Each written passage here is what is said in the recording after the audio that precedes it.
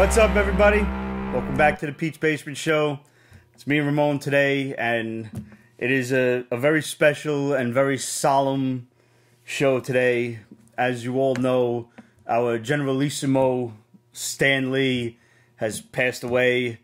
So this show is pretty much going to be dedicated to him, his life, his impact on the world of comics, and not only that, but how he's impacted us. Because realistically, without Stanley, we would not be sitting here today. Yep. We might not even be friends. We might not... Roger would have had no reason to introduce us. And I might not have even known Roger, because why would I have gone to art school if I wasn't into comics? It's scary, right? It is. We're going to look at him and all the great things that he's done. And we're going to talk about some other comics that, without Stan, they probably wouldn't be here today either. Things like Comixology's The Stone King, Dark Horse's Dr.Horrible, Best Friends Forever, God of War, DC's Electric Warriors, Suicide Squad, Black Files, Image's Bitter Root, Elizabeth Dunn Against the Devils in Suits. Marvel gives us Daughters of the Dragon, Star Wars Han Solo, Imperial Cadet, The Black Order, yet another X-Men #1. So, if that doesn't make you want to grab a shot, I don't know what does. Here's the stand. Raise whatever glass you got, whatever you're drinking. And here's the heroes, guys.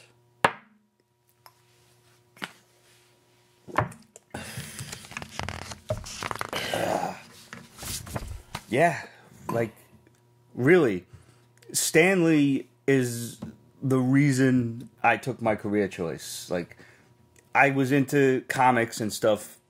Not really comics. I can't say comics until I was older.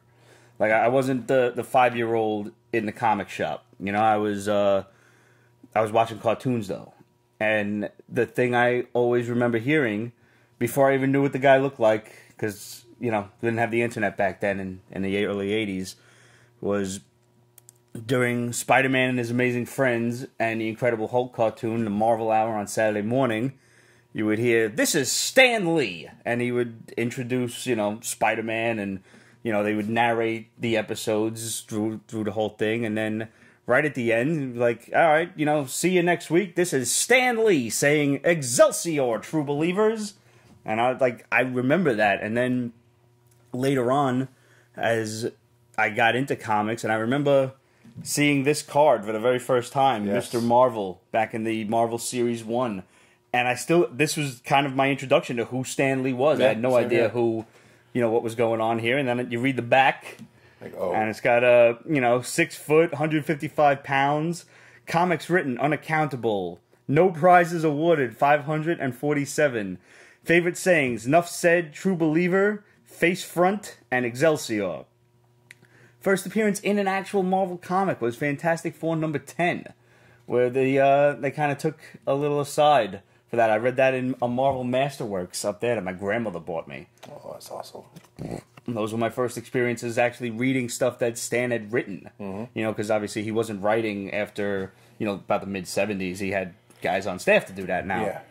But back in the day, Stan was just the only guy writing. He had, you know, Jack and Steve and a few other guys maybe drawing, but it was mostly Stan doing the writing, which is why the continuity worked so damn well.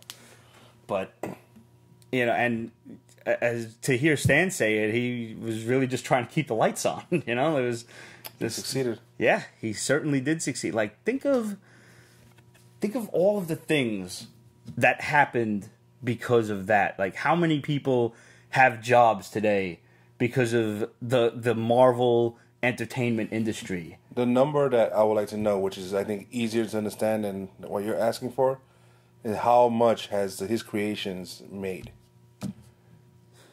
Like dollar-wise, like the expanse of it, it's got to be in the high hundreds of billions. Yes. When you total up everything from the Marvel movies themselves, which is somewhere around 20 or 30 billion by now, I think, worldwide, to Marvel Comics, to video games, to cartoons, to advertising sales, DVD sales, merchandising, toys. There are designers after artists, after editors, writers, everyone has a place in this industry because of the world that Stan Lee created. Yep. And it's almost unreal to think of that level of impact. Like, who else in modern pop culture could boast the same thing? Walt Disney, maybe? Maybe. Would you call him the Walt Disney of comics? Like, I think he did more. He might have. I mean, then again, without Walt Disney, we wouldn't have a parent company owning Marvel. So, because Walt did certain characters greatly, but he created a whole universe. It's true, and it was complex and rich. I mean, nothing against Mickey, but Steamboat Mickey is just that. You know what I'm saying? Meanwhile, yeah. X-Men, Fantastic Four #1, Avengers, Daredevil, Iron Man. We could be here for a while just mentioning the names. I mean, you kind of sound like Brody from Mallrats. Let's run down the list of the greats. It's just... And then we proceed to talk about the Thing's penis and whether it gets rocky or not. One of Stan's most classic movie moments. That's... Yeah. But, like... And not a lot of people know how Stan first started, which is kind of wild. Like, he was basically just an intern at Timely Comics. He was doing menial tasks like filling Joe Simon's inkwell, because they all used to use the ink pens and everything. Joe Simon was the writer, Jack was the artist, and he was filling ink pens, he was proofreading, he was erasing pencil lines on finished inked works, he was getting the guys lunch. And then after a heated argument between Joe Simon, Jack Kirby, and Martin Goodman, who was the publisher at the time, and also somehow distantly related to Stan as well. I believe his wife was Stan's cousin, so he was like related to him through marriage. So, like, you know, gives his nephew or whatever a job. So Stan's 19 years old, and Martin Goodman basically says, "All right, kid, you know, hold down the fort until we find some new guys." And like, you're 19 years old. You're basically the editor-in-chief, interim, whatever, until they find somebody new. And they never found somebody new. Stan just ran with it. Yeah. You know, he took Timely. He wound up going into the armed forces, and he was in World War II. He didn't fight in combat, but he was repairing telephone poles and stuff. And then later on, he was writing. I'm not sure if it was propaganda or what, but he was a writer for the U.S. Army during World War II. It's all vital. You know what? You served. Yeah. That's enough. And he came back, and Timely was kind of, you know, on the blink, and it became Atlas somewhere around the 50s, and they were doing like cowboy stories, love story comics, some monster stuff. Things that were appropriate for the time. Right, because superheroes were kind of taboo thanks to a certain jerk-off named Frederick Wortham. If you don't know your comics history, this guy basically went on a witch hunt in the late 40s because he read like one too many EC comics and was like, this is warping children. And there was a lot of other stuff, but we're not going to go into that right now. And when DC Comics revived their superhero, they brought the Flash in 1956, I want to say. It's about 56, I think. Correct me if I'm wrong. With Showcase Comics #4, that was Barry Allen. He was the first new superhero, and they had a lot of success with that because the superhero market just had Superman and Batman in these ridiculously campy stories. No, it was horrible. So terrible. The artwork was cool, but the stories were basura, B. And Martin Goodman turns to Stan and says, well, look what DC's doing with these superheroes. Why don't you come up with some superheroes? And Stan, at this point, who was kind of tired of the whole comic book thing, you know, he used Stan Lee instead of his full name of Stanley Lieber, which, but no matter what way you slice it, the man was Stan Lee, because he was kind of embarrassed to be writing comics. He wanted to write the great American novel, his line, his quote.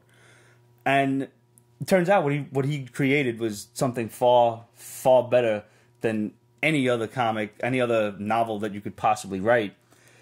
With a little bit more than a nudge from his wife, Joan, who was his creative influence and inspiration throughout his entire life, Stan was kind of looking to change careers, and she said, well, you know, just go for it. Just give it a whirl, you know? Do what you want to do. And the concept of the flawed superhero had never been done before. No. All of DC's characters were... magnificent. Yeah, without problem, they were perfect people. Stan brought in, not the regular Joe yet, but people with relatable problems. The Fantastic Four bickered like a family does. Yeah. Who had a temper tantrum, who they were worrying about the rent and trying to, you know, when it came to Spider-Man, trying to impress the girls or be cool with around the people at school. Spider-Man was poor. He wasn't exactly handsome. He was a nerd. Yeah. Things that just wasn't cool. Nope. The thing is but fucking ugly. You know what I'm saying? And he was bullied nonstop. I mean, nowadays you talk about bullying, but he was talking about this in the 60s. Yeah. You know, and the X-Men talked about discrimination back when civil rights was still struggling to start. You know, and he was talking about what it is to be ostracized by society and shit, and it's just, he threw it out there. You know, yeah, Superman's up there flying around in his cave looking all beautiful and stuff, which is great. You got to appreciate that fun, G-rated, friendly, loving stuff. Mm-hmm. But then, here's a dose of reality that people could connect to. I mean, it wasn't smacking you upside the face like some of these strong leaning comics, but it was enough. That's you hit the nail on the head there. He didn't smack you in the face with it. Unless you maybe experienced the kind of bigotry and discrimination that the X-Men felt, maybe you didn't realize that was an allegory for African Americans during that time. Mm-hmm. You know, before the civil rights movement and, you know, before Martin Luther King and everything, that was what the X-Men was. And you had Spider-Man, who was supposed to be your everyday superhero, your regular Joe, the guy that, you know, couldn't afford to be cool. He wasn't cool. He was ostracized, basically, but he had that. His whole reason for doing what he did was this looming sense of guilt that he could never get away from. He didn't do it because he wanted to be a hero, because he wanted to save people at first. He tried to make dough off of it. Yeah. Wanted to try to bank it in. Which is something we would all do. I mean, I would probably kill a lot of people, but, I mean, that would be like my first thought. Like, I'm going to get everybody. But, I mean, some people have to be villains. Joe Hill taught us that in The Cape. But that's neither here nor there. So you now have this flawed superhero, and to hear Stan tell the story, Martin Goodman was like, nobody's going to be interested in that. Nobody wants to read about superheroes with problems. Well, Martin, you were wrong. Sorry to say. Way wrong. Way wrong. But happily wrong. It's a good wrong to be wrong. Yeah, no, it was absolutely. And the things that, like, Stanley brought to the... Now, there are probably a few of you out there, and I see comments rolling in on Periscope. Much respect right off the bat to Jack Kirby and Steve Ditko, who helped co-created Marvel Comics, without question. Which is something that I'm about to go into with something that Stan kind of created, which was the Marvel method. Was something that was never done in comics before. You had the writers, they wrote the script, and then it was turned into the artist, and that was what was done. Yeah. Stan, instead, would write a rough draft of a concept of a story, and then turn it into Jack or Steve or whomever, and they would take the story and extrapolate that into the panels. Nowadays it's much more detailed. So much more. And so then the panels would come back to Stan, and he would fill in the full story. Oh, wow. So there was very much a collaborative effort between the artists, and that Stan was the first one to really employ that method, and a lot of that is still done today. There's still a lot of collaboration between artist and writer now when it comes to stories. And despite... You can tell when that happens, because it's a much better, richer story. It's fluid. It flows so much more. And despite the drama that went on between Jack and Stan, and eventually, and then Steve and Stan, or Steve and just the whole comics industry together, but I would like to think that I saw a picture of Stan and Jack in 1991 smiling, like, taking a photo with each other, and hopefully some of that animosity was finally quelled. I don't know. You know, Jack would go on to live another 3 or 4 years. So I like to think they did, because they're both artists, and as we know, artists have egos. Mm-hmm. But at that point, I think people started recognizing what he did, Jack. Because if you don't, you're a fucking idiot. Absolutely. But because he helped create 2 different universes. Because what he did at DC was also equally as amazing. Yeah. So the other half of the equation is, you know, when it comes down to it, yes, Stan and Jack did co-create the Marvel Universe. Mm-hmm. And Steve as well. But Stan was the guy out there hustling left and right to get these new stories sold and get the, you know, and get them published, and he's going through each of the books and everything. He, you know, I mean, business is business, and that may have been a bit of a shady practice, taking all the credit, and I'm not saying that was right. Yeah. But he did do a lot of the work in not only just writing it, but keeping Marvel Comics going. You know, like at any given point back in the 60s, like Stan said, was just trying to keep the lights on. You know, they never knew when the next month was going to be their last. And, you know, if these books would continue to sell. But, and going back to what you said with, you know, Stan always not pushing a political agenda, but, you know, keeping the social consciousness in mind. Yes. Stan, at the back of every book, would have Stan's soapbox, where he would talk about just about anything. Yes, he would. And, you know, besides what was going on in society at the time, he also made sure that you, as the reader, as the audience, felt like the artist, the writer, and everybody were your friend, you know? Much kind of like we try to do on the Basement Show, you know? You don't write in and say, hey, dear, to whom it may concern, or dear Basement, or... And these people before writing in comics were like, oh, dear writer or dear artist or something. They're like, hey, Jack, hey, Stan, when they write these letters. And you can look in any 1960s comic book and see the letters section, and you'll find all of that. And it's just wild. It's actually carried on, because nowadays in the back, it's more fan interactive. You a lot of times you get to name the page, the contest, and it's a back and forth. And it's that's right. You do have the contest to name the letters section. A lot of guys do that. Stan was also the one to introduce the credits page, basically, because before you know, that's not to say that the credits weren't in the comic. They would name the writer and the artist, but Stan would have the entire staff written down, like the letters page was, you know, the letterer, the colorist, the artist, the writer. Masthead? Masthead, yeah, sure, why not? I mean, and it was usually on the splash page, and it was usually like the first page or so, maybe the second or so. Nowadays, sometimes you got to turn to the last page for that kind of information, which is a little annoying. It is. But and why is it annoying? Because we're used to it being on the front page. Yep. And why are we used to that? Because that's what Stan did. So I love it when comics do that. Like Aftershock does it. Cover, boom. Yeah. Everybody and their mother. I want to know about this issue. I don't want to get to the back of the issue. So, like, you know, I mean, the man was 95 years old. We all kind of saw this coming, you know? We just... We didn't want it. No. Which is selfish of us. Absolutely. Especially once his wife died. Yeah. I mean, you know, now they can be reunited, and, you know, hopefully he can continue to patch things up with Jack wherever he is. But I think Kevin Feige had said it best. You know, he was, to paraphrase, he had said that, you know, when he met Stan on the sets of the movies and everything, he kind of seemed like larger than life. And even though, you know, you knew this day was coming, you kind of thought he was going to live forever. Yeah. And it's true. Like, I remember being there Tuesday, right? Tuesday? Yeah. Yeah. And I had one friend text me, and my initial reaction was, no.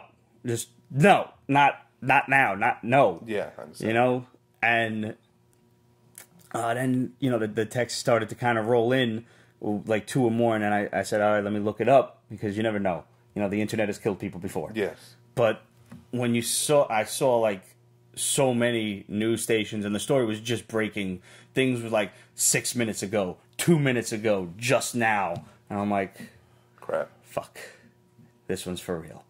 Mm-hmm. And I kind of sat there, and I will not deny, I started crying a little bit. It's especially after the last 3 months that I went through, to lose Stan it's weird because I don't know the guy from Adam. Yeah.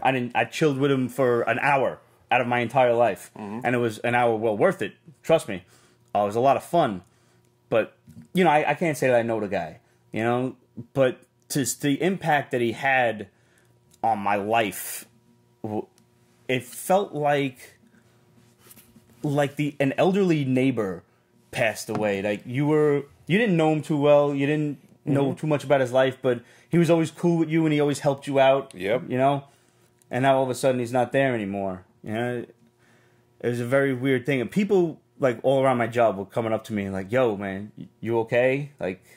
And that was kind of interesting, And over the course of that day and the next day, to see the outpouring of affection and just multiple posts from people that you wouldn't even think would recognize the man, weren't into comics. They never posted about comics or anything like that, but they had something up, all of these different movie stars. And turns out, they knew him. They worked with him at some point in their lives. And, put up a picture of yourself with him like that. One jerk-off went on and said that was making it about you. But Army Hammer. First of all, you have a stupid name. First of all, you sound like a dish detergent. But secondly, it's not about that person. It's about that person sharing a memory with the man. I did the same thing. I had the privilege of meeting Stan a few times in my life, but mostly just to get books signed. But the one time I really got to sit down with him was with 10 people, myself included, 9 other people, and me at an hour-long breakfast with Stan, where Stan would just tell some stories, and he signed up a bunch of books for us. And we got to take our picture at the end. And really, what it all kind of boiled down to was everybody just thanking Stan for his influence on our lives, and I would not be a graphic artist today, I don't think, if it were not for him. If it wasn't for him saying at the end of Spider-Man and His Amazing Friends, Excelsior, true believer, I wouldn't have known who he was. Maybe I wouldn't have cared about Spider-Man unless that character spoke to me. If Spidey wasn't important, if the Hulk wasn't important to me, I never would have stuck with them. Mm-hmm. They were important because that's what Stan created. Yes. And I loved them. And I continued to follow their aspects as much as I could. Being in the 80s, you didn't have the internet, so I didn't know there were comic books. I never heard of comic books. I just had cartoons. Yes. And then later on, the next time I found Spider-Man was in the Sunday newspaper that he did with, I'm not sure if it was John Romita, Gene Colan, sometime. They started in the 70s or something like that. Yeah, no, I think that free weekly thing in comic stores still print them. Yeah. Yeah. But that Comic was Shop News. And I remember, he was married to Mary Jane by then, or he was dating her or something. Or maybe it was the 80s that they started the comic strip. But either way, I remember looking at the way she was drawn, and she looked just like Angelica Jones. And I'm like, oh, he married Firestar? Cool.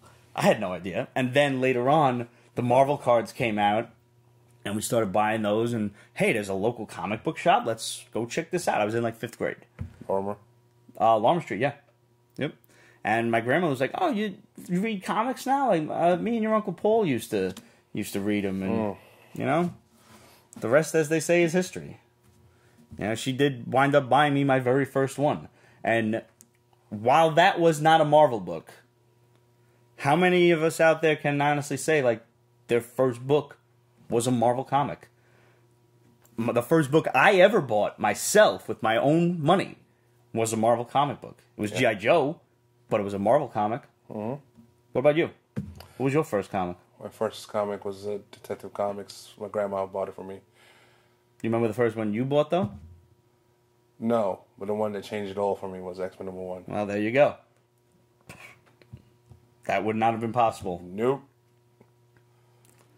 pretty wild, man. And it's definitely the end of an era. Yes. And the one thing that bugs me, not that he died, even though I want him to stay, but I mean, you have to be a fool not to realize a 95-year-old man's going to die sooner than later. Yeah, I mean, 95, where do I sign up, you know? And 95 with still the vast majority of his facilities together, you know? Like... yes, because we saw when you got your book signed, the Flash, the condition he was in. Yeah, with Carmine Infantino, like he was... It was heartbreaking. Yeah. It was truly like, damn. But he was so good. What bothers me, what pisses me off is that towards the end of his life, he had to deal with the stupidity. Oh, yeah, with vultures swarming yes. over him. And, you know, I forget even the guy's name, but I'm glad that did get cleared up by the end of it. Because, like, whoever this guy was, he had a funny name, too. And I'm not even going to give him the time of day by saying it. But he was, like, scumbagging Stan, trying to tell him that, influencing him to tell him that all the people around him were the scumbags, and like he was the scumbag, preventing his friends in the industry, Todd McFarlane, Kevin Smith, all of these people who wanted to go see him and they couldn't, and that should have thrown up all of the red flags. Should have. When he's like, oh, Stan doesn't really want any company right now. Like, no. Like, we're all gonna storm the house if we have to. Yeah, something's up, and I'm really glad that got worked out. You know, before it was too late. I will tell you something that pisses me off, though. And that is jerk-offs on eBay. Oh. Now, I went looking purely to make myself angry. So,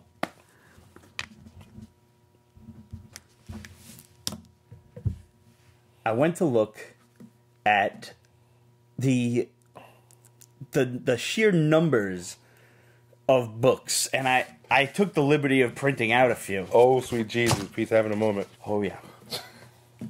Now, you had, let's take, for example, Amazing Spider-Man 73. This is the first appearance of Silvermane and Man Mountain Marco. This is a 9.4. This is about, in a 9.4, this is a $300 book. Tops. Yeah. It's not a... Who are with they? Stan's signature on it, even, let's say it's $500, because Stan's signature got pricey after a while. Maybe you want to try for $600, and that's a lot of money. Sorry. This book in a 9.4 is going for $900. 9.8 grade. Now, that's high.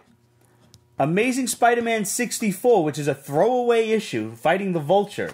You want to read that number for everybody? Wow, it's $5 short of 10 grand. Yeah. Is that ridiculous or is that ridiculous? I'm sorry, 5 cents. 5 cents short, you're right. Wow.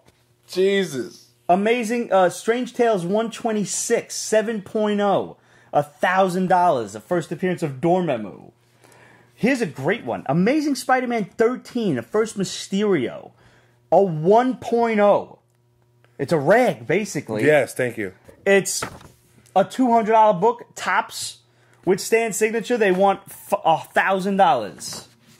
And that's not even some of the craziest ones. All this shit was like the day of, right? All of this shit is the day of. And the Vultures did not wait a single moment. 4.0 Amazing Fantasy 15. This is about a $30,000 book in and of itself. Now that's $41,000 for one auction, and this other guy's got the same exact book for $60,000. Vultures, I tell you. Here's a 0.5 Incredible Hulk #1. Which is Swiss cheese. Which, basically, the cover's off. Something is wrong, very wrong with this book. $8,000. A 2.0 Amazing Spider-Man, $8,000. Daredevil, 1.8, 2.0, 2,700 and 3,100, respectively. Those are the current auctions. The sold auctions. People were losing their minds. Now, I said it. Andrew, my buddy Buzz, said it. Back when Stan goes, There will not be enough signatures to go around for everyone to and feed he's the given masses. out a lot of. He's done a lot of signatures. Yeah, the man signed anything you put in front of him. Somebody asked, "How long do you think this will last?" I think it's going to be a while. Awkward person. I think this is going to last for, at the very least, until well after the holidays. People will be Christmas shopping, and then they will be post-Christmas shopping. Absolutely. A Spider-Man #1, okay? Remember the Todd McFarlane's ones? Yeah. This is the gold cover. This is like one of the reprint covers. 9.6. The best offer was accepted. The price was $12.49. So that must have sold for at least $900. Guaranteed. 9.8 Amazing Spider-Man 361. First Carnage. Take a guess. 1,500. All right, not the 1,300. I know. Did he even write it? No! Well, he wasn't even the editor then. He was editor-in-chief emeritus by then. Avengers #1 in a 0.5, 1,500. ASM #1, 4.0, 10, a little over 10 grand each. Here's an Amazing Fantasy 15 at 2.0 for 17 grand. Where was... I had a 300 around somewhere. Here's a 9.6 for $2,000. I thought I had a 9.8 that was like 4 or 5 grand. Jesus. Oh man, it was absolutely ridiculous. But bar none, one of the most ridiculous ones was Marvel Age 41. Not a lot of people know this book, but as you can see, this is Stanley's photo on the cover with a bunch of Marvel characters around. Really cool cover. You could get this book back in the day, 2 years ago, let's say, $70 for ungraded. A graded 9.8 would maybe run you $2. That's it. Mm-hmm. Now, I took the liberty of looking at pre-auction, pre-death prices versus post. Pre-death, you have a 9.2 at $355. That's a sold auction, and a 9.6 at $721. Post, hours after hours, you have one 9.8 at $2,500. You have another 9.8 at $1,729. And you have a 9.6 for $5,000. That's less than a 9.8. And because he signed his whole name to it, this guy's charging $5 grand. He signed Stanley Lieber. And that is just a few of the many, many examples of the vultures swarming over this. Some douchery right there, man. Totally. If I knew that this was going to happen, these people would be paying this amount of money for these books, I would have got way more modern books signed. Like, even keys are not moving the way some of this nonsense is. And people are buying it. That's what I don't get. It might be a time to buy keys because everybody's so much dwelling on Stanley. It's definitely a time to buy keys. Now, there was a company that Buzz told me about called J&J Collectibles that when Stan passed, a bunch of people went on and bought autographed stuff to their website. Okay. They proceeded to cancel all of the orders and remove all of the autographed Stan items from their store. Because citing some excuse that, well, these were underpriced, for a while now, and we've been meaning to do it, blah, blah, blah. They got reamed online, and they deserved it. Yes. Every moment they deserved it. And they, you have to honor sales. If you're smart enough to, when you hear the news, to take all of your auctions off and then repost them for more expensive shit, it makes you a jerk off. Yes. But it doesn't make you dishonest. It just makes you a jerk off. If you are canceling sales because you think you can get more money, that's dishonest. That's unscrupulous business practices. Yep. I would have been on the phone with the Better Business Bureau in a heartbeat. You don't fuck with me on that shit. Least of all, don't fuck with my comic collecting. That'll piss me off. I actually had an experience because I decided, let me see what's buzzing on all of this, Mm-hmm. And maybe I can get something for cheap before the prices skyrocket. And I went and picked up a Daredevil #1, it was a 2.0, and the auction was, I think, 1,600. Signed? Signed. And sure enough, in about a half hour, the guy writes me and says, "Listen, Pete, I'm sorry. A regular customer came in yesterday, and he bought this book for 1,100 something." And it's like, "I'd love to sell it to you for this price, but you know, I can't because I already sold it. I just didn't take the auction down." I figured this was a bag of shit, obviously, because it just doesn't seem right. You know? And I'm gonna be the bigger man about it. And I said, I'll always bow to a regular customer because I would want my LCS to do it too. I was like, "You're a real stand-up guy." I was like, "No worries." Then I went and bought something else entirely from my friends at Royal Collectibles, which I'll share at a later date. Nothing to do with Stan, just something I found. About a day later, the guy writes me back and says, "Oh, the guy decided to sell it to you for the aforementioned price. No extra charge, no nothing." Which is kind of what I was waiting for. Like, what's he going to offer it to me for? Mm-hmm. Offered it to me for the same 1,600, which I thought was nice. So maybe there was like a credibility there that I was too quick to judge. Like, because it seemed like he had said in the email, I could ask the new owner, if he'd be interested in selling, and that's where I saw the price going up. Oh, he wants $3,000 for it, whatever. But the fact that it was offered to me for the same price kind of made me feel like maybe I misjudged the seller. Maybe it was true, and I have no way of knowing. The seller should have been more professional, though. I think if I have a shop and if a comic book's back here, you got to get it down immediately. You got to get it down for eBay or for that customer, right? And sometimes shit happens, but I want to say that I think he handled it pretty well. I had to deny the offer because now I just got finished spending my money elsewhere. When you get that itch, like it kind of needs to be scratched. You're an itchy bastard. I was itchy. I was itchy. And wait till you see what I got from Royal. Oh boy. Yeah. But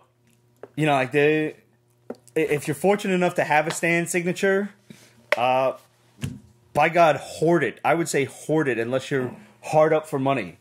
I brought a few down. I know Ramon wanted to mention a couple, so we just brought a few favorites. My absolute favorite of all of them, I don't care. My favorite one was Spider-Man and His Amazing Friends, 9.6. This was the cartoon that started it all for me, and I needed this signed by Stan. I wanted to get a 9.8, but I could never find one.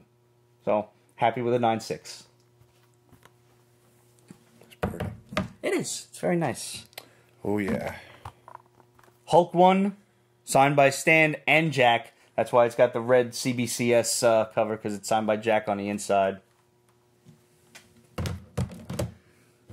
Fun story about this one.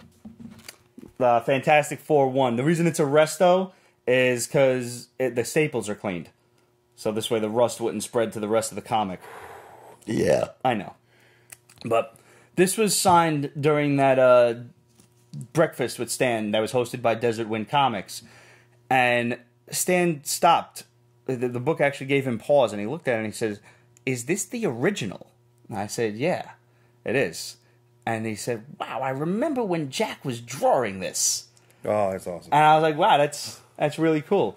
And he proceeded to sign it and then frisbee it across the table to me. Because that was Stan.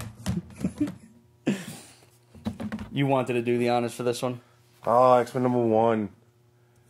Jesus Christ. 1963. I think this is... It's a lot of first appearances on that cover. Well, it's a huge amount of first appearances, but also a powerful beginning in comic publishing and approved by the Comics Code. But, I mean, really what he was saying there was society's fucked up and it needs to stop his nonsense. Yep. I think I copped that one. I might have copped that one from a buddy of mine.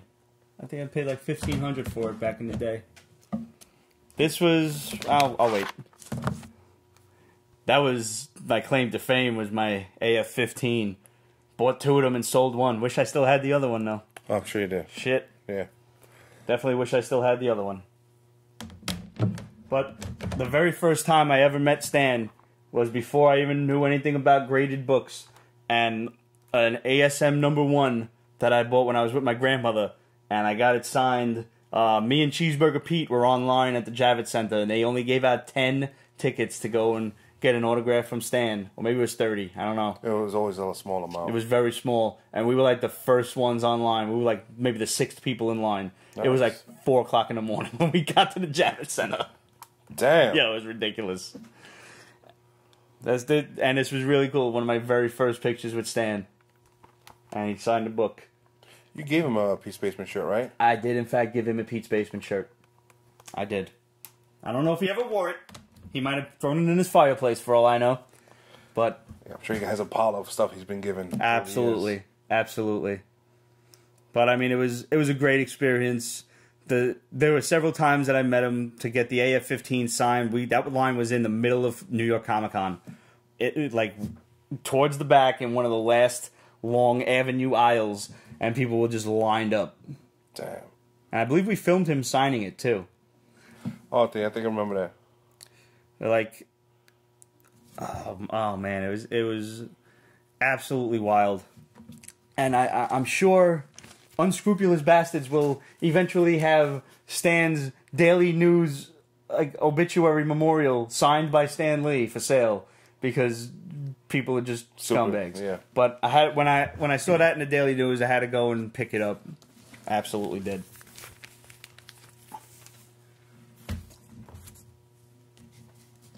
I forgot there was something else I wanted to mention when you were holding up the X-Men one, and I completely forgot.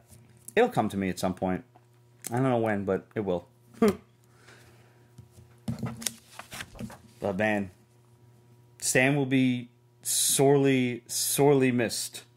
Like it's weird to, and it's going to be really weird to, great, but weird to see him in the movies now because there's still like 2 or 3 cameos to go that they filmed just in case, you know. So we all know like the rumors of Avengers being heart-wrenching, but just seeing his cameo, yeah, and like, yeah, that's gonna, people are gonna cheer for that, and you're gonna have to see that movie 2 or 3 times because everybody's going to cheer when Stan comes on and you're not going to hear whatever joke he's got to say. Yeah, no. That's why I like early shows. Yeah. You gotta. We actually have some info from the Shadow for...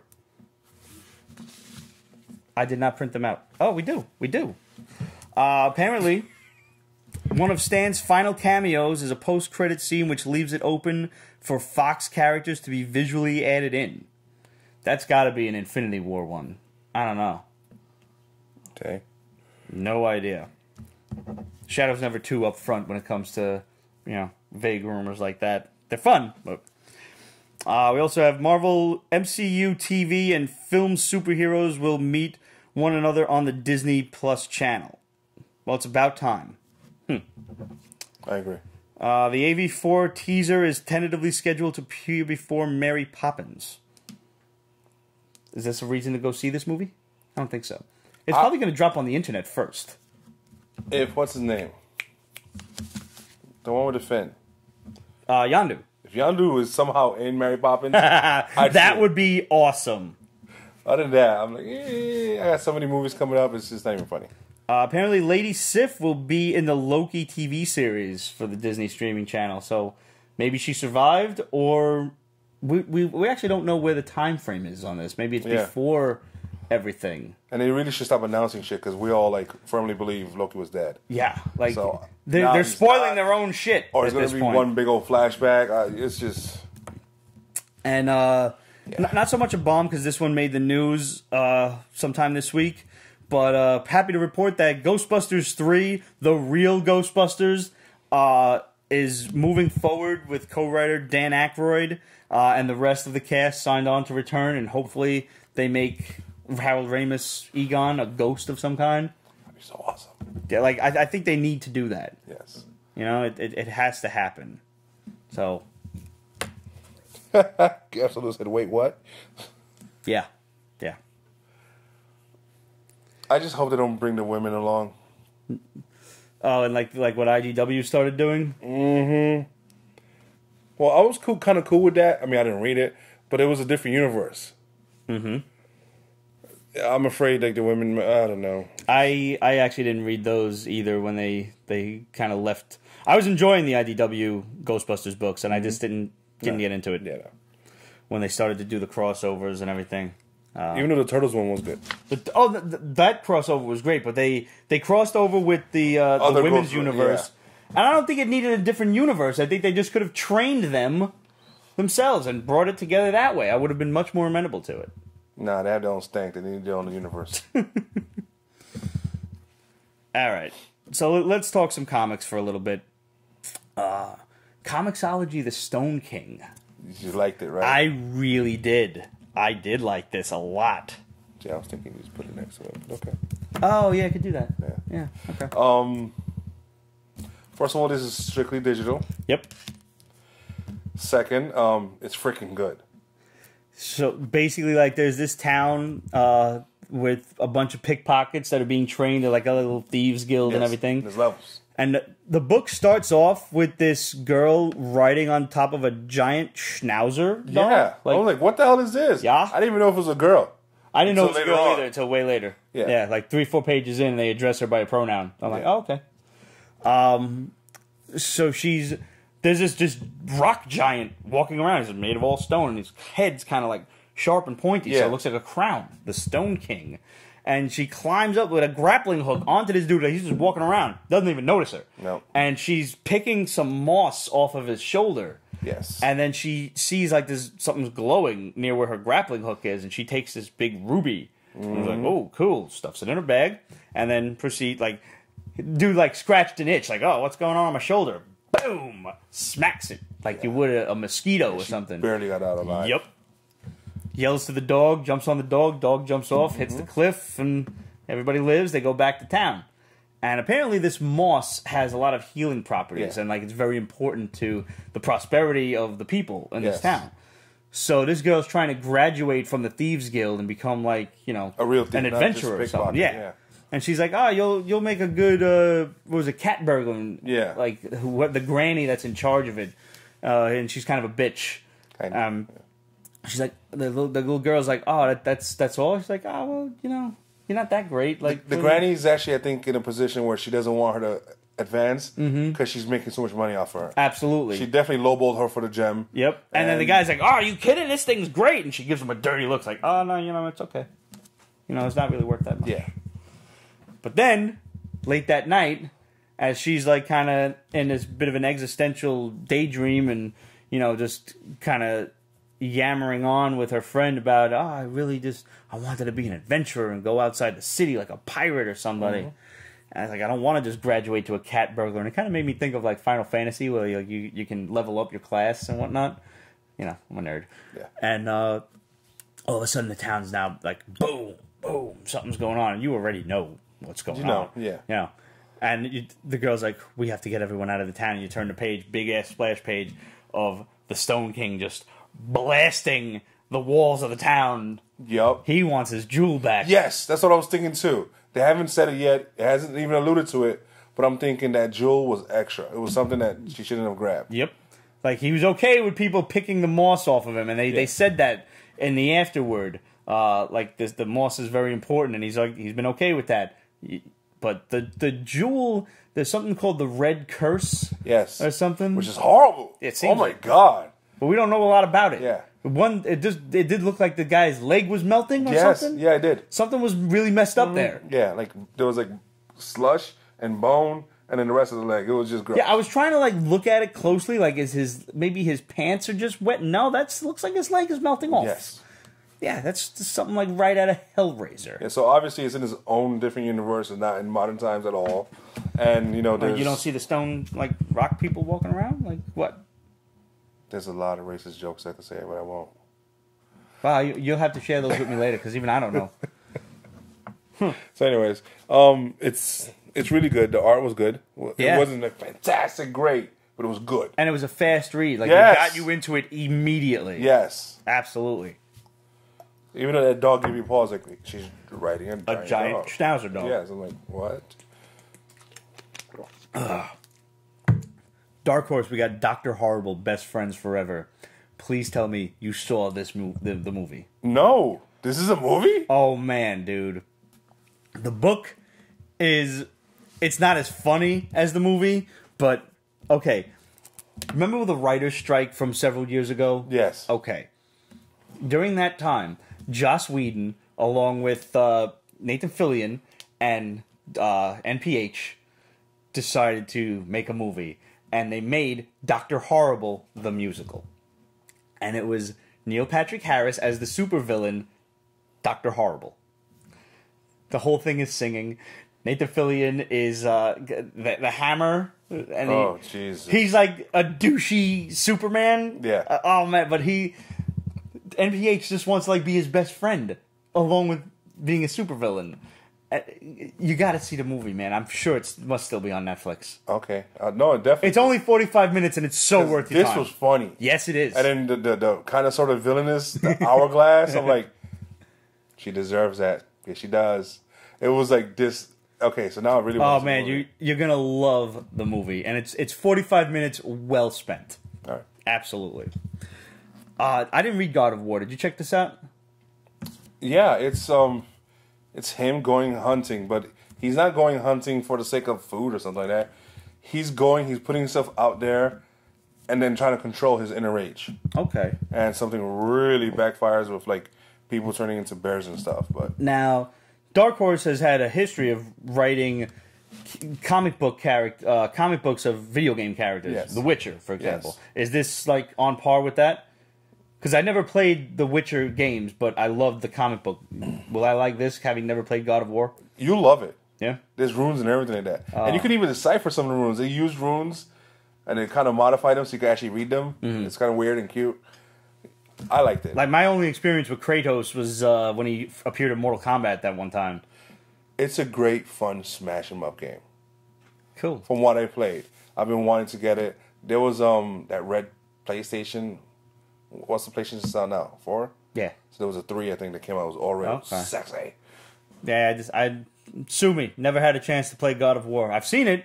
I even bought my friend Rob the big ass knife with the chain on it that he uses. It's fun. It's and you like mythology as much as I do. Yeah, that's kind of why. And uber violent. Mm-hmm. All it's missing is tits. But I don't know. I haven't played that much, so there might be tits in there. It should be. All right. So what is? Wait, I know. I read Electric Warriors. That's right. I just wish I could forget it.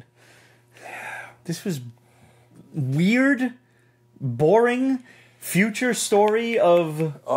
If you like Legion of Superheroes, it kind of mentioned this stuff. This takes place before that.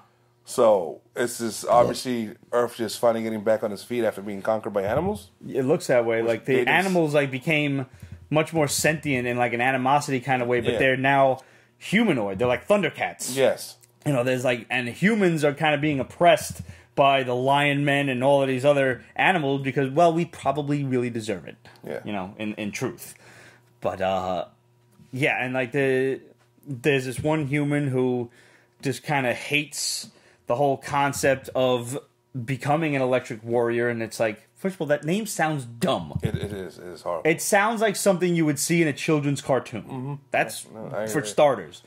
But apparently this is like some big honor that is bestowed upon only a few beings throughout the entire galaxy, universe, whatever. And this is the first time that a single planet or solar system or whatever is going to put forth 2 warriors. Yes. There's one from the animal tribes, which is an octopus lady, and one human. And the animals are completely against this idea. And the octopus chick's a bit snooty. She's snooty, but she doesn't have anything against humans. She specifically says that. She's like, I don't mind them, whatever. But she also doesn't think that maybe the right should be split between them. She's like, I earn this. I don't, I have nothing against the humans, but what the fuck, So there's one kid, the kid's brother, is all like, oh man, I'm going to be an electric warrior. And he's all excited and shit.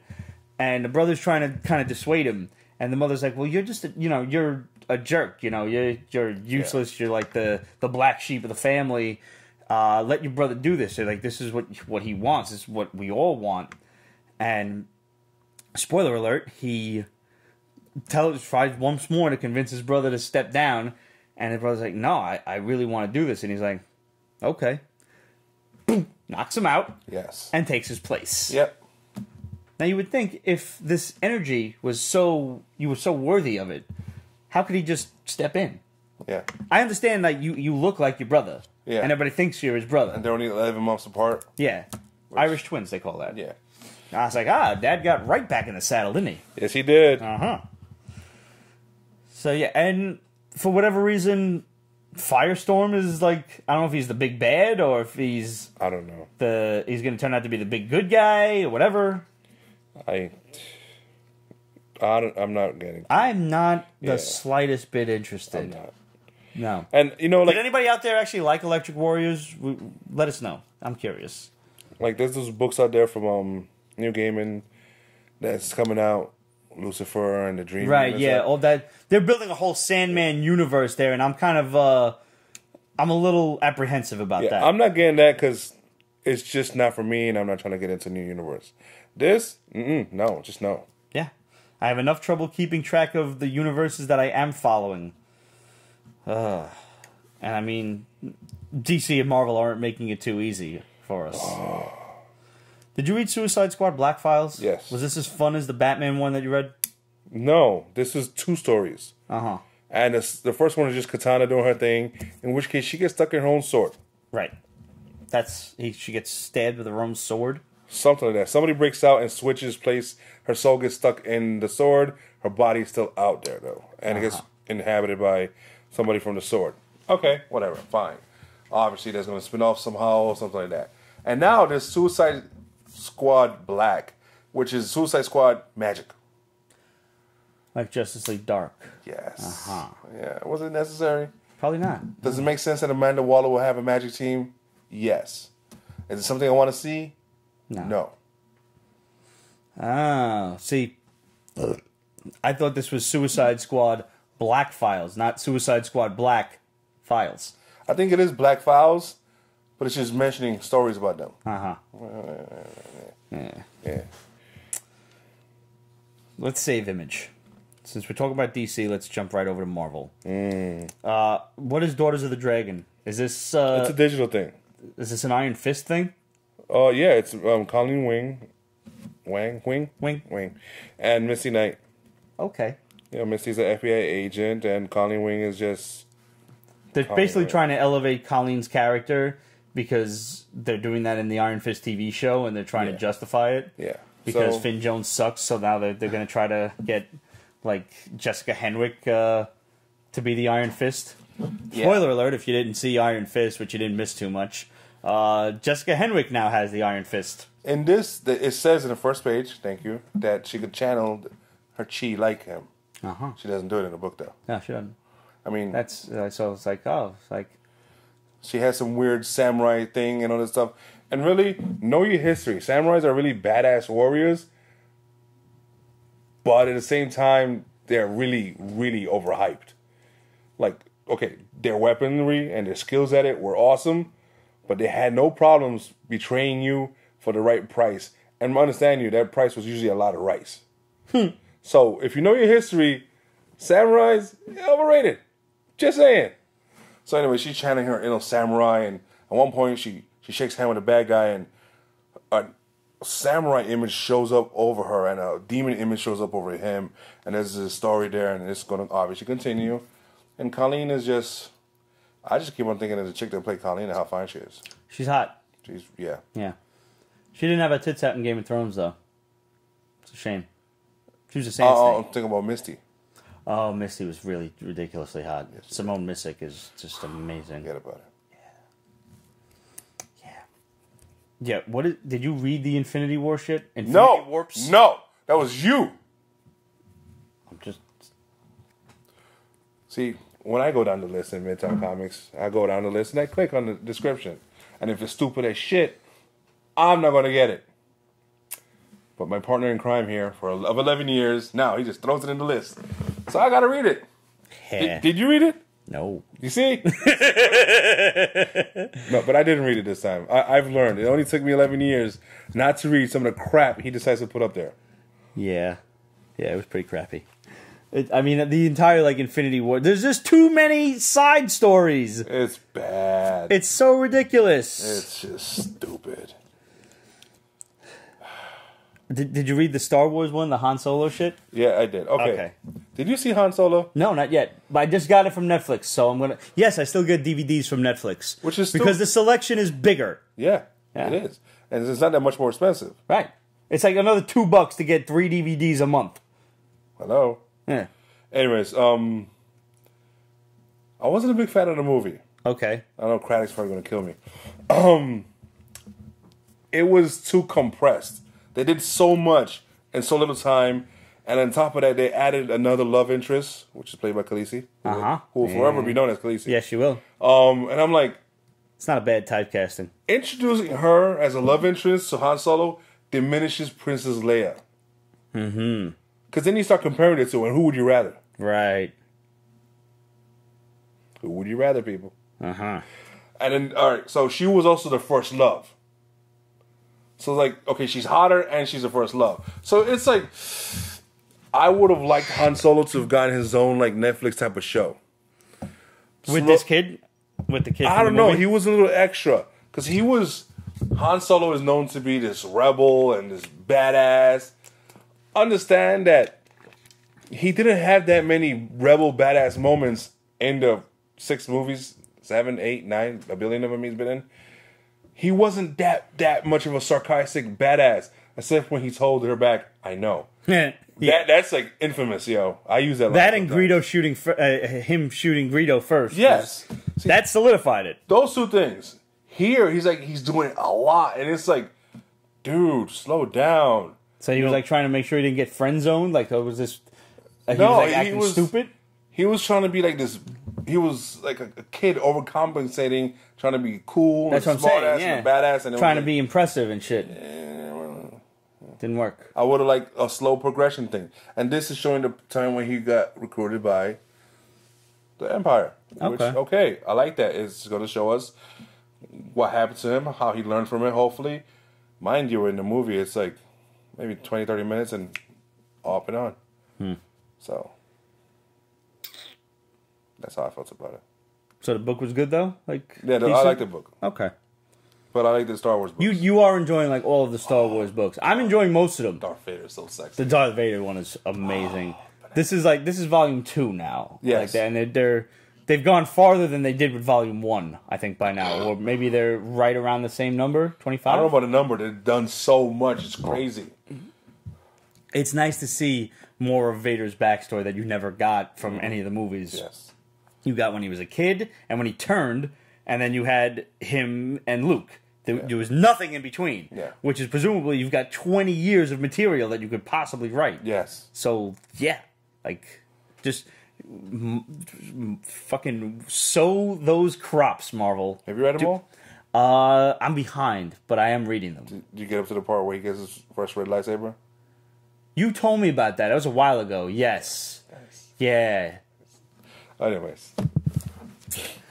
So, Marvel saw fit to come out with the Black Order issue 1. This is a miniseries. I mean, I'm not totally up to date on what's going on with them. Me either. They were with Thanos. They were his boys, his crew. Yeah. And then most recently they were with the Game Master or the Grand Master or somebody. I guess. I don't know what. Now they're just like they're trying to overthrow an empire at this point. Yeah. At someone's behest, and like they're just. It's going to be a lot of fighting and probably not a lot of story quality. That like for whatever reason, Corvus Glaive is getting a bit existential here, and he's like, "Oh, am I funny?" Like, Proxima Midnight's like, "No, not particularly." Like, I don't want these characters humanized. I never got that from any of the other times the Black Order has appeared. I wouldn't. I know. I understand, and I kind of agree. But I like the fact that they're still crazy violent. Mm-hmm. They still obviously the team to beat. I would have loved to see the Black Order against like the Annihilators. Yes. Oh my god, that would be awesome. Yes. I think the Annihilators will win, but still, there's not a lot of people that the Annihilators couldn't beat. That's a very That might be Marvel's most powerful team. Cosmic entities notwithstanding. Yes. Silver Surfer, Gladiator, Beta Ray Bill, Nova, Quasar. Who am I missing? That Knight. Oh yeah, the Galadorian whatever, the Rom shit. She was badass. Yeah, but yeah, that's one of the Rom characters. Yeah. Ridiculous. Yeah, it was. Yeah, I liked it. It's weird how sexy they're drawing Proxima and Black Swan. Yeah. Well, Black Swan was always pretty hot. She was, but now it's like there's a lot of close-ups of just boobies. Yeah. And I'm like, well, did you see the variant cover? No. I'm gonna butcher this poor guy's name. In-Hyuk Lee. Oh, he's just gorgeous. He's good. Now, this book was like $50 at Midtown. Of course it is. And apparently this was a low print run or something, or just not a lot of retailers had it. Now it's going for like $2 on eBay. So once again, I don't get it, you know? Like, just calm the fuck. If you really want this variant cover, if you do, wait a while. Wait 3 or 4 months, and I promise you, this book is back down to a reasonable cost. But I haven't looked in a long time what the Batman Dick book is going for right now, but I'm damn sure that it has leveled itself out from being fucking $150 to $200 a book. All right, but isn't like an exception to the rule was that Gabriel the Gabriel Dell'Otto cover? Yes, it was. That book is. But the odds on another book doing what that one did are so slim, and half of the time these people are not like the people selling it now. Are just trying to capitalize on stupid people whose money burns holes in their wallet. Yeah, I'm sorry, it's stupid to me. Yeah, I agree. You're paying $250 for a modern variant that you could make a better investment on, because I'm telling you, this book will go back down in price after the hype is over. It will. Now, okay, here's a fucking great example of something that might be close to a Dell'Otto variant status. Ghost Spider issue 1 that just came out like a week or 2 ago, whatever it was. Ghost Spider, okay. Gwen Stacy. Oh, okay, yeah. That's her new name. It's not Spider Gwen anymore, which it shouldn't be. It's Ghost Spider. Wasn't this? Anyways, go on. There was a variant by an artist who escapes me. Wasn't even like it was a nice variant. It wasn't. Oh my god, amazing! Mm-hmm. You know, it was really cool. Like she's in the rain or whatever, and she's pulling her hood down. Really cool looking. Kind of sexy, but not, overly done. Natural, you know? Yeah. This book, I think, was about $60 or something like that, and it was a 1 out of 100 variant. Midtown might have had it for the 100, but I'm sure other places had it for cheaper. And now, all of a sudden, this book is topping $400 or $500 out of the blue. Damn. Now, I'm not saying it's going to go Dell'Otto levels where it's going to be $15,000, but it might go to the Mary Jane Venom Face of Tiger you hit the jackpot cover. There was a Venom cover, but there was an Amazing Spider-Man cover before that. Yeah. And that cover, you could probably pull about $3 or $4 for that in 9.8. Not a raw, but raw you'll maybe get about 800. If people start grading this book at a 9.8, I'm sure this book will see $1,500 to $2,000. Because crazy people will buy it for that price. I don't agree with it. I don't understand it. Because for $2,000, I'm going to go buy a Golden Age book that I feel, to me, is a better investment. I'm not trying to shit on nobody's collecting because I understand. I collect weird fucking things. I get it. You know, whatever floats your boat, whatever fucking tickles your pickle, so to speak. I don't care. $2,000's a nice vacation. Yeah, I mean, really, that's Disneyland. Yeah. Something. That's an island somewhere. DR. I love DR. I'll go back to DR in a heartbeat. Loved it. So yes. I'll tell you this much, though. Side note, we went on ATVs when we were down in DR, and this was the first time when I was down in the islands that we actually left the resort. Mm-mm. So we're leaving the resort, and this motherfucker's just standing there with machine guns at the gates, and I'm like, so this is it. This is how we die. We become a statistic. Like, we're just going to be those white people. Like, fuck. Wow. Yeah, no, but everything was cool. Like, everyone wasn't like leaving the islands and leaving the resort in some other island. But I could buy a Stanley book on eBay with that. Yes, you could. Yes, you could. For now. For now. If on that note, let's backtrack for a second. If you are hard up for a Stan Lee book, something signed, don't buy it yet. Not now. The hype is too much right now. So, relax. Have some patience. Take my word for it. It will die down. It won't die down for a while. It's going to be about 6 months. But it will die down. And the prices you're seeing now will level off to maybe about a half to 3/4 of what they are now. I'm not saying it's not going to be expensive down the road. But if you don't have a Stan Lee book and it's your life's desire to own one, you missed the boat. I'm sorry. Awkward person wants a Fantastic Four CGC signed 10. Number 10? Yeah. You know what? I didn't look for the number 10s. I intend to look right after we're done with this show, just out of curiosity. Just out of curiosity. Behave yourself. I'm not buying it. Okay. I literally just spent $2,300, so don't... Yeah, no, I went up a little bit from the $1,600.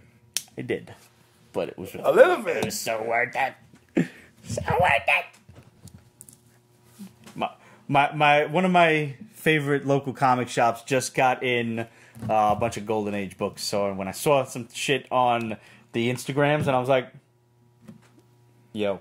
I had them right up on Instagram like, hello? What are you getting on that? All right. So we went from X-Men 1 to now yet another X-Men 1. Volume 5, I believe? Volume fucking 17. I don't know. I didn't even bother. You didn't read it? No. No. No. No. No. That was my fucking Tracy Morgan impression. All right. Is this jump on friendly? No. Nah. That's Marvel does this. They do this little BS some event number one here, shits. and another little BS event here, and then they do the big brand new number one. But if to understand the big brand new number one, you gotta have read the little bullshit little shits. Okay. That being said, it's a huge roster. I mean, it even has the newbies, which I'm glad they're trying to do stuff with the newbies. Mind you, some of these newbies just need to die. But, whatever. There appears to be time travel. So you're already thrilled. Oh my god, I'm thrilled. The art in this is kind of blah. Kind of blah. Bishop looks like just an average Joe type of guy. Now, mind you, I was around when Bishop first appeared. Yes. He's not a blah type of guy. Brother's in shape. He can easily be a lineman for the Giants. And God knows they could use him. But that being said, he looks kind of blah. All right. Side note, I still remember when they brought Bishop in for the X-Men cartoon in the 90s. And, I don't know, like, the X-Men were, like, fighting with him because they didn't trust him. Yeah. And I think it was Gambit or Cyclops that hit him with an energy blast. And he was like, I can absorb your bioenergy and channel it right back. Boom! He's like, that's my mutant power. I was like, that's fucking cool. It is. That's a good power to have. It is. You're basically immune to every mutant around you. What the fuck happens if Rogue touches him is what I want to know. Who absorbs what? Is there a mutual absorption? No, What's going on? He needs to absorb energy blast. Yeah. She doesn't give off energy when she absorbs you. So she could absorb his power. Yes. So she's like the only one who could actually fuck him up. Yeah. Or only Wolverine, I guess. Oh, yeah. Even though some people would argue there's kinetic energy involved in a fist fight. Right. So he might absorb that. Like one time in the comic book, he just punches the walls and he just runs But through he the walls. didn't say kinetic energy. He said bioenergy. Oh, that's so the are we cartoon. going to translate that? In the comic books, it's just It's energy. just kinetic energy. Okay. Energy, period. Like if Cyclops blasts him, Well, he's absorbing that energy. So to that argument, I would say, yeah, he could probably absorb the energy from Wolverine's punches, but by then the adamantium claws would have ripped you to shreds. Yes. Like, yeah, you're going to get a little bit of energy from the punches, but probably not too much. Like if North Star was to blast him, Right. That sounds horrible. Cyclops, Gambit, Right. anybody with like energy, Power. Oh, Storm, Yeah. lightning bolt. Would he be able to absorb that? Question. I think he will, but sometimes he does look a little groggy because it does take a toll. Right. Kind of like Wolverine. He survives, but he still needs to heal. And Like Magneto could probably run a shiv through his chest. Yeah. Yeah. Still a cool power to have. Oh, I agree. Yeah. It's one of the more useful powers, you know, as Multiple opposed to gold balls, which is. We're not talking about that guy. No, we're not. He, I think of a multiple man because he has the same M tattoo. Because multiple man time traveled a while ago. This is the X Factor days, and Peter David did such a wonderful thing in that run. It was not Japan friendly, but that X Factor run with Peter David was just sexy. So he shows up, and there's a bunch of him, and he's trying to save people and stop something because something happens bad. So this is time travel nonsense I can't stand. So I guess he's too late or something like that. They kidnapped the senator. They kidnapped Kitty Pryde, and the senator's a bit of an anti-mutant person. Right, yeah. So Senator Kelly? No, it's a different senator. This is a different guy. Because, you know, what's old is new again. Yep. And there, in that same scene, they reveal that it's Apocalypse, but he's tied up in a big old X. And I'm like, oh, you're getting three issues out of me. That's it. Only because Apocalypse showed up in the end. And mind you, in the X-Men Black books, we saw the backstory of Apocalypse, and I'm like, ooh. But I'm like, no, my boy's locked up like that now. No. Oh my God, no. All right, so you keep me posted on that because I'm not. I read the X-Men Black books because, I mean, it was like J. Scott Campbell doing the covers, so. Yes. Oh, those covers. That was what did it. Like, I wouldn't have got him if it wasn't for him. Same here. It's like, especially, like, they led me in with Magneto, and then they hit me with Juggernaut. I'm like, come on. The Juggernaut art cover was gorgeous. The inside was abysmal. Yeah, no. But interesting, though, which is weird. Anyways. Well, that was one of those times where good story saves bad art. Yeah, definitely. It does go vice versa in the comics world sometimes. All right, let's end off on Image. I didn't get a chance to check out Elizabeth Dumn against the Devils in Suits. You're going to love this book. Really? Oh, my God. All right, so... Now, this is a graphic novel. This is a one-shot, yeah. That is an adaptation of a book by James Robinson. James Robinson made the adaptation because it's originally from this guy. Oh, from Arabson Aces. Yes. That's the original. Okay, original got it. writer and artist, I believe. Uh-huh. And I think it takes place in Brazil. So this was a Brazil comic book. Mm-hmm. Okay, and now it's been brought to the States by James Robinson. Yeah. Now I got because they are working together on something else. So okay, cool. So this guy's made a deal with the devil to be successful and all this other stuff. The funny thing is he accepts God and becomes a pastor and all these other things. Now, if you know a little bit about what's going on in Brazil, there's this really huge evangelical church down there that's worth a ridiculous amount of money. Like I could get away with throwing poop in your face type of money. Uh-huh. Anyway, so I'm thinking this was like a sub at that church. But, so, right, this guy makes a deal with the devil. I want to be successful, so on and so forth. Yes, he becomes a pastor and all this other stuff. But he has to give his child to the devil.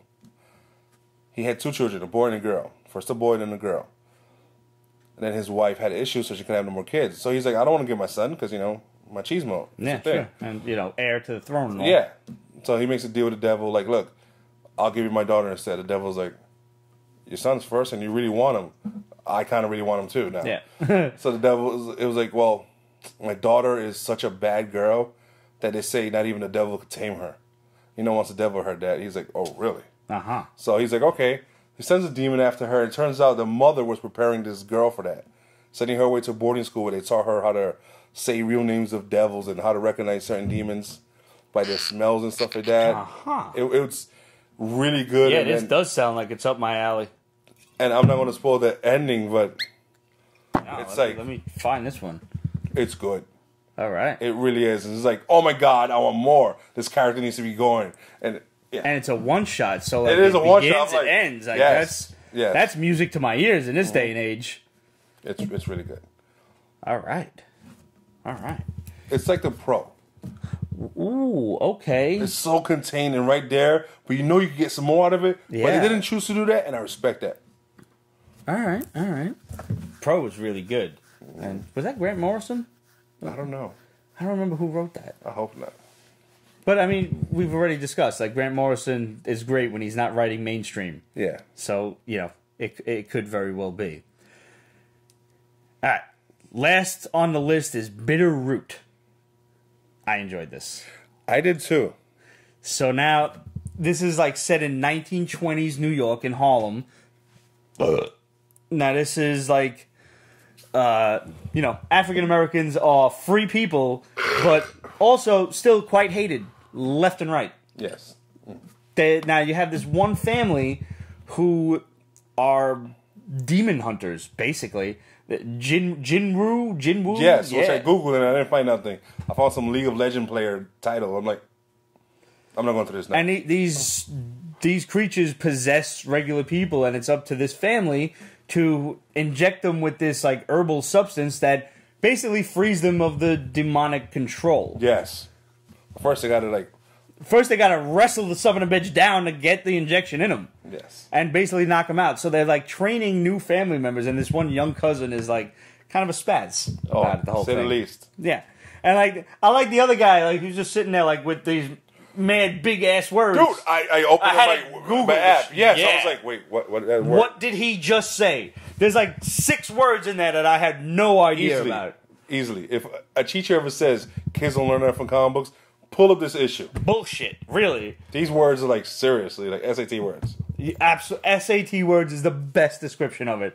Like this goes beyond like egregious or something, which I still find to be a great but kind of complicated word that you don't get to throw around in too many circles, you know? Like, wow, this dude has a vocabulary. And he's just sitting there like, you could be doing better. He's just like, he's just getting the shit beaten out of him by a demon. And he's huge. Yeah. And you don't expect that. But no, he's huge and intelligent, and he's letting his little kid cousin just get owned. Yeah. And he's like, you got to learn one way or the other. Yeah. And so, switch scenes to, like, just in the storeroom of the same building, the grandmother is helping her granddaughter, who wants nothing more than to just fight the demons, mix herbs. Because this is what the women do. The women are the smart ones, the men do the brawn work. And at first I was like, but then she explained it. I've seen too many people die. Right. So I don't want you in the field. But she wasn't like women do the women work. She was like women do the smart work. It's like we're not fighting. That's what the men are for. We're mixing the herbs that help these people. Yeah. She didn't make it sound like kind of like sexist, like it would have been for a 1920s world. If you're gonna break it down, it's like the men are the dog catchers and the women are the veterinarians curing the dogs. That's basically it. Yeah. But this woman wants nothing more than to fight, and she's like, "You remind me of your mother. This is basically how she got killed. Don't do this." And she's like, "No, I'm going up there." So she goes up to the roof and beats the snot out of the demon. Oh my God, yeah, she did. It was sexy. Yeah, and the 2 cousins are like, "Damn, she's good," and the other dude's like, "Yep, she is." Just sitting there with his bow staff. Just yeah. I'm sorry, that was redundant. Bow. It was. Yeah. And then But you catch the racism when they're like helping these people newly cured of demons. They happen to be white folks because there's some shit that goes on in the beginning of the book that you think it's those people, but it's not. No, it's not. That was an African American couple walking through the park, and you think that it was them that they were helping, but not quite.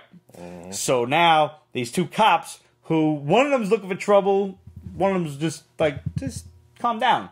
And then all of a sudden you see these 2 black guys come out of the forest, out of the trees, holding these 2 half-naked white folks, and they're like, some shit's up. Mm-hmm. And they're like, it reminded me of the dude from Die Hard when he was yelling at Samuel L. Jackson, like, just put the phone down! And he's like, shaking with the gun, and like, bah, bah, bah, and shoots him, and I don't know what the dude with the bow did, if he deflected the bullets or something, whatever he did, but the bullets are on the floor, and he's just standing there. And the cop's like, how did you do something? Cuts his head off. Yeah. And the other cop's like, what's going... Something cuts his head off. And then there's like a big-ass monster. And that's probably the folks from the beginning of the book. There was also some clan thing. Yeah. Well, that was like the last 2 pages. That was an aside. Yeah. But like the monster beats the shit out of the smart big cousin. Yeah. And now it's only the little guy who he's got to fight. Now the other guy's knocked out. What are you going to do? I mean, you want him to man up, but he's probably going to lose this. If he loses this fight, the big cousin's probably going to die. If he dies, that would suck. The little guy's probably going to be the hero of this tale. I'm just saying. I'm hoping it's the girl. It's going to be the girl, but the other kid's going to be the guy who learns the lesson. You know, he's going to be the guy who lives. Yeah. It's inevitably going to be the big cool guy that dies. It's always the big cool guy. Sorry, bro. I'm the guy that's got to learn the lesson. I'm the loudmouth asshole. This is the way the story goes. Just saying. And then, like, flip scene to, I think it was South Carolina or something. And this one poor bastard's about to get lynched and hung by these Klan members. And all of a sudden, some guy comes out of the woodwork, like a, you know, Django type of guy, and shoots them. But he's got a weird-ass gun. He's got, like, it looks like the gun has, like, the formula circling around in it. So did he shoot him with bullets, or did he shoot him with, like, injectors? I don't know what was going on there. But the gun looked weird, is all I'm saying. It wasn't a regular gun, is what he shot them with. But it looked like bullets were going through their necks and heads. So I'm a little confused, but I definitely want to come back for more. Yeah, definitely. Yeah. It was a good book. I thoroughly enjoyed this. I would have liked to get Greg's take on this. Yes. He was supposed to be here. Not just because Greg is black, but, I mean, just because I think he would have enjoyed this book. Again, not just because he was black, but, you know, I'm just saying. Greg was supposed to be here, is the point I'm making. And we haven't heard from him. We hope he survived the snow. Because it's fucking snowing out. There's a snowman out there somewhere in the shape of Greg. So, you know, just find him if you can. Yeah, please. We suspect he's frozen somewhere. Because, by God, the snow was supposed to stop around 6 and turn to rain and melt all the way. And it's done nothing of the sort. Nothing at all. Once again, the weathermen completely wrong. Yeah. It is way too early in the season for this level of snow. I am already sick of winter. So sick of it. It's not officially here, though. That's I know, that's the problem. Yeah. This is what happens when people decorate for Christmas too early. Mother Nature punishes you. I need to buy boots. You don't have boots, bro? No, and I was like, okay, I'll wait. Nah, get it on Thanksgiving time. Well, it's still time. I have a question for the Pete's Basement crew out there, since Ramon brought it up, as a matter of fact. Do not buy Timberlands. I was looking for Timberlands. Yo. They've gotten so expensive. Forget the price is ridiculous. Aside from that, they're not comfortable. No, yeah. I suspect this is why hip-hop artists were angry in the late 90s, because Timbs are not fucking comfortable. They're not. How did they become so popular? They're not fucking comfortable at all. There's no insulation. There's no fucking, like, cushion for your foot. There's nothing. And by God, there's no fucking traction. You slip and slide all over the damn place. Does anyone out there in Pete's Basement Land have a good brand of... I don't want to wear snow boots up to my knees. You know, this ain't Michigan. Fucking really. Yeah. I need a regular pair of boots that'll strap around my ankles that will give me a good traction. Carhartt or something. Somebody recommend me some shit. I need good traction and waterproof.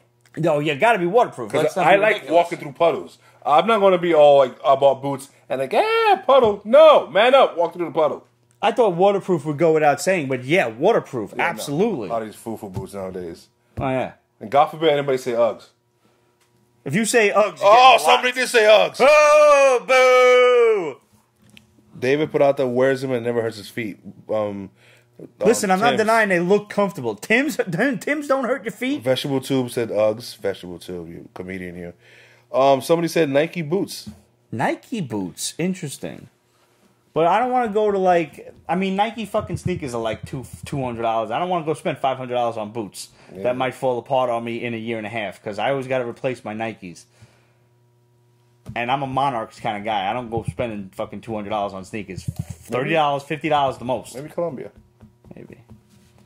So if you got any ideas, we want to hear from you, and we want to hear what you're reading, what you're doing with yourself, what are you collecting, and we'd also really like to hear your thoughts on Stan. How did Stan affect your life? Did you ever get to meet him?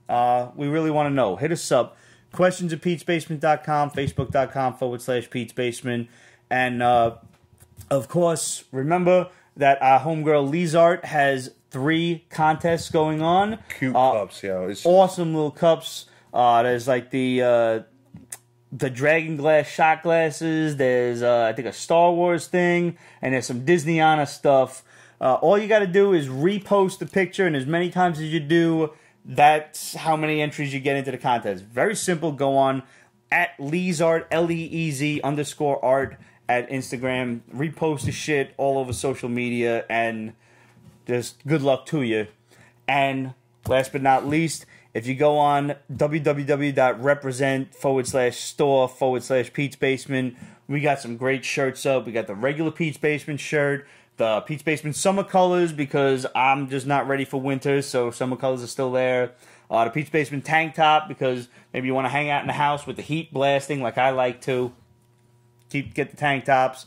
And we have charity shirts. We got Pete's Basement supports our veterans, which the proceeds all go to Mobility for Heroes, which is getting veterans wheelchairs, walkers, etc., whatever they need to help them get around.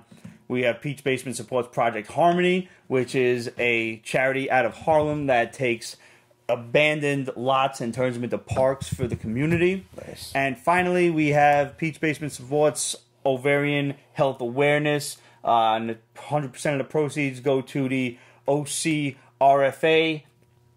And basically, the September was Ovarian Cancer Month, but since we weren't on in September, we're doing this now. So we've already sold 10 of those shirts, and thank you to everyone who bought one. Go on and get your mom, get your sister, get your aunt, get your grandma, get yourself one, and, support a great charity. And by the way, also, it is No Shave November. I'm growing a mo for a bro. I'm not really shaving too much. I'm just kind of cleaning it up around here because it gets a little straggly and I look homeless. But at the end of this month, we don't have a t-shirt for it, but we will be making a donation courtesy of Pete's Basement to testicular cancer research as well, because ovaries and testicles kind of go hand in hand. They're two parts of the same unit that produce more of us. That's what we do, people. Absolute says Red Wing shoes. Red Wing shoes. And she also wants to know what are the pops. Oh, okay, pops. I have a problem. I have a serious problem. Hey, Greg just joined. First of all, we got the Stanley pop, which a friend of mine sent me. I think it was Clydo who sent me this from New York Comic Con. Did you see his Stanley videos? Yeah, that was great. That was pretty great. I love seeing other people's just memories of Stan. I really do. Like, it warms my heart to absolutely no end. I got a Chili Willy because he was chili. Yeah, with the pancakes. That was a box lunch exclusive with the golden pancakes. The others are gray, I think, which is weird. Pancakes, and I picked up 2 Flash ones. I got Jay Garrick and Flash, who's running in this one. He's running, which is really cool. With lightning too coming off of him. Yeah. Because the other 2 Flash figures I got are Zoom and Reverse Flash, both from the TV show, so figured I need these. You're not going to get Vibe? Nah, I don't need Vibe. I don't need Wally either. Reverse Flash? I have Reverse Flash right behind you. Captain Cold? I would want the regular Flash Captain Cold, not the TV Captain Cold. Because I need the hood. He needs the hood and everything. Yeah. So, that's that. So, I think that about does it for us this week. Once again, Stan, we're gonna miss you, man. It's gonna be weird without you. It's glad to know that you found Joan again, and you can be happy again, and you're in a better place than this. And you left us all better than we would have been without you. Definitely. You gave us heroes to model our lives after, heroes to look up to. You gave us dreams to aspire to, things to pattern our lives after, things to desire, and things to work toward. You did it without even knowing it. And that says a lot about a person. Yeah. Like, he was just doing it to do it to pay the bills. And look what happened. Almost by accident. Mm-hmm.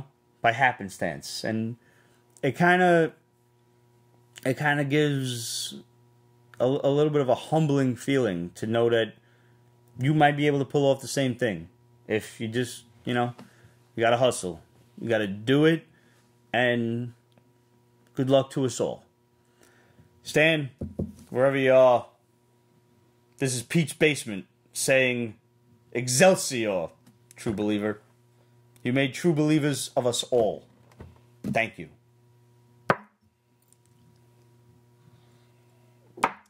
And we'll see you guys in 2 weeks. We're off for Thanksgiving, so see you then. This is Stanley saying Excelsior.